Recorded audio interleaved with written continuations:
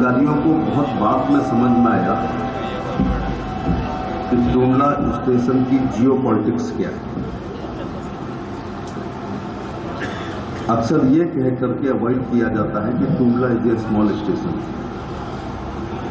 Tundla is not a small station. Tundla may be a small station, but it is the extension railway station of Agra city. If you are giving the stoppage to Tundla, you are giving the stoppage to Agra also. ये logic जब तक दिमाग में नहीं रहेगा, बल्कि मैं तो कहूँगा कि आगरा के स्टेशनों में जैसे कैंट है, राजा मंडी है, यमुना ब्रिज है, फोर्ट है, उसमें टूंडला को शामिल कर देना चाहिए।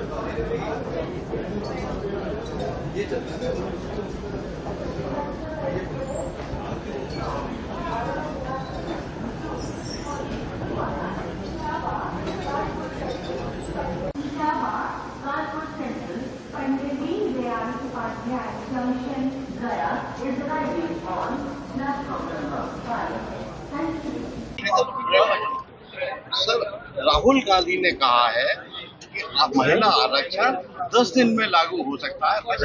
नीचे कर लो, आप कर लो। राहुल गांधी ने कहा है कि महिला आरक्षण 10 दिन में लागू हो सकता है।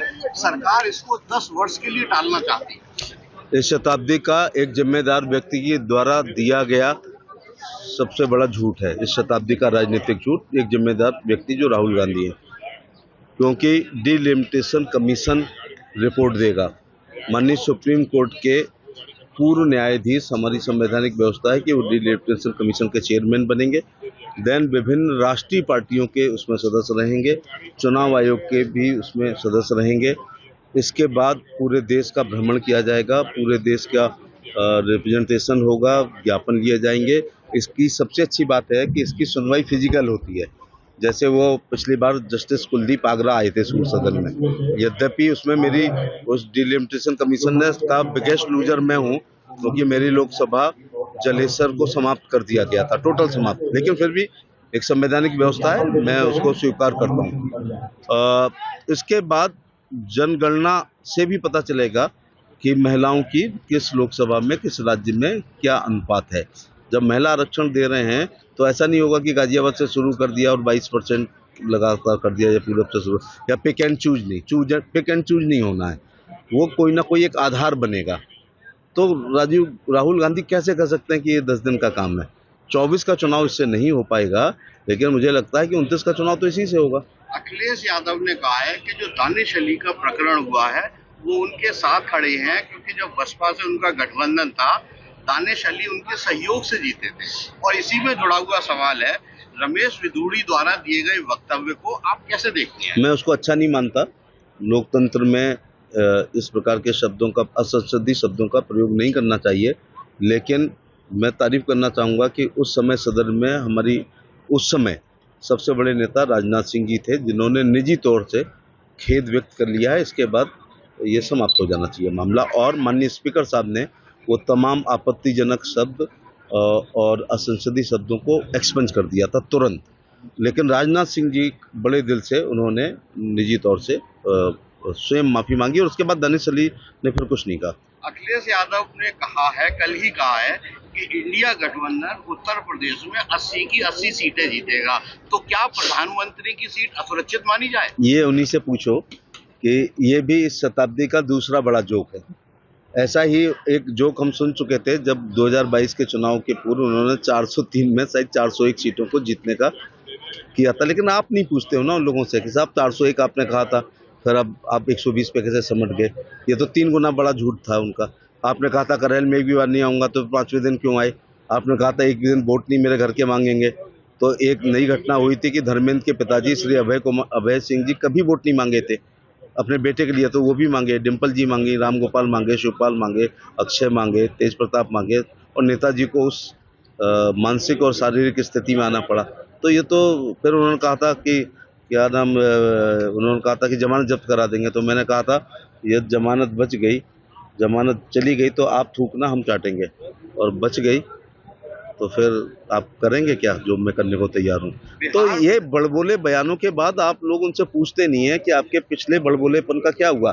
तो ये जो इंडिया गठबंधन है, चाचा चाणक्य ने बहुत साल पहले कहा था कि यदि कोई राजा बहुत लोकप्रिय होगा जैसे मोदी जी हैं, तो दुश्मन का दुश्मन हमारे दोस्त के सिद्धांत पर दुरभ संधियां और दुरभ गठबंधन हुआ करेंगे।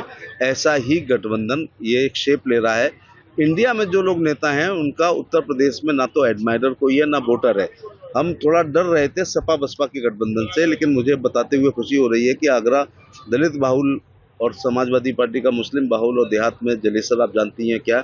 इसके बावजूद सपा बसपा का गठबंधन होने के बावजूद 2,35,000 से मैं चुनाव जीता हूँ। मैं नहीं जीता हूँ, सभी लोग जीते हैं। सपा बसपा गठबंधन के बाद जब बहन जी ने अक्षय यादव को 1 लाख के ऊपर वोट डाला है, तब चंद्रसेन यादव जी यहाँ पर मेंबर ऑफ पार्लियामेंट के रूप में आपके बीच में विराजमान। एक पहली बार मैं आपके नेशनल चैनल को एक नई बात कह रहा हूँ, और वो ये है कि ये सेफई वाले युद्ध का मैदान खुद चुनते हैं जो फेवरेबल होता है। उदाहरण के तौर से देश कहो, क्योंकि नेशनल पार्टी है, देश की 5 प्रमुख सीटों पर ये चुनाव लड़ने गए, आजमगढ़, फिरोजाबाद, कन्नौज, मैनपुरी और बदायूं। और बहन जी की मैं तारीफ करूंगा क्योंकि बड़े हृदय से स्वीकार करना चाहिए। मेरी जगह कोई होगा अरे कुछ नहीं, बहन जी कुछ नहीं है। बहन जी 1 लाख से 1.25 लाख के बीच में वोट इन 5 लोकसभाओं पर ट्रांसफर किए हैं। इसके बावजूद मुझे हर्ष के साथ, उनके लिए दुख के साथ कहना पड़ रहा है कि केवल पिता पुत्र आजमगढ़ और मैनपुरी जीते थे। और अपना युद्ध का मैदान चुनना, और बसपा से गठबंधन के बावजूद जो सबसे यूपी में प्रभावशाली है, कन्नौज से डिम्पल यादव हारी, फिरोजाबाद से अक्षय यादव हारे और बदायूं से धर्मेंद्र यादव हारे। अब सपा बसपा गठबंधन नहीं है। सर मेरा अंतिम सवाल है, बिहार विधानसभा के उपाध्यक्ष कहते हैं कि इंडिया गठबंधन में नीतीश कुमार प्रधानमंत्री पद के दावेदार होंगे, ऐसी वो मांग करेंगे।